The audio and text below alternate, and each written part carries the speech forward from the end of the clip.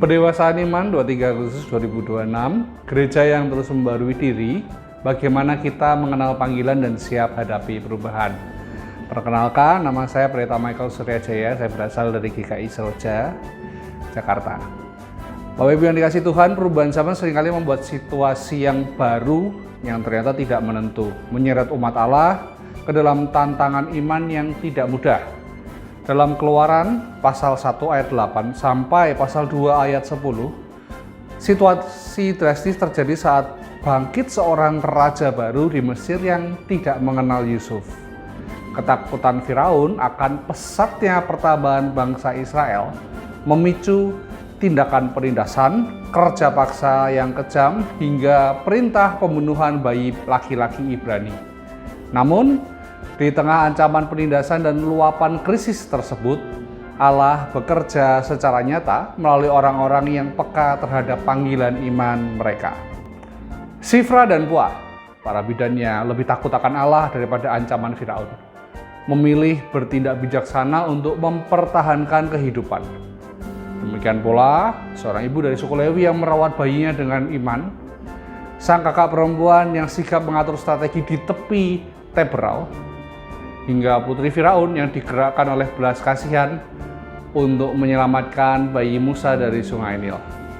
Pendewasaan iman tidak lahir dari rasa aman yang pasif, melainkan dari kesiapan merespon perubahan zaman dengan keberanian iman untuk memperbarui sikap dan melangkah sesuai panggilan Tuhan.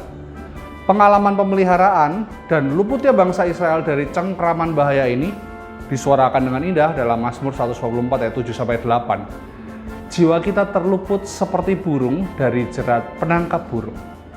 Pertolongan kita adalah dalam nama Tuhan yang menjadikan langit dan bumi. Sebagai gereja yang terus berjalan menuju pendewasaan iman, pembaruan diri berarti bersedia dibentuk dan diperbarui oleh Allah dalam tanggapannya terhadap dinamika zaman. Pendewasaan iman ini memanggil setiap kita untuk pertama, mengenal panggilan diri secara penuh, mengerti peran dan karunia unik yang Allah percayakan kepada masing-masing kita, untuk mempertahankan kehidupan, menghadirkan belas kasihan, dan menjadi alat pertolongannya di tengah masyarakat. Yang kedua, kesiapan menghadapi perubahan, tidak menjadi lumpuh oleh ketakutan saat menghadapi krisis atau perubahan situasi, melainkan memiliki kepekaan iman untuk melihat jalan-jalan pertolongan Allah yang seringkali tidak terduga. Dan yang ketiga, berakar pada pengakuan iman yang teguh. Seperti keteguhan Petrus mengakui Kristus sebagai Mesias.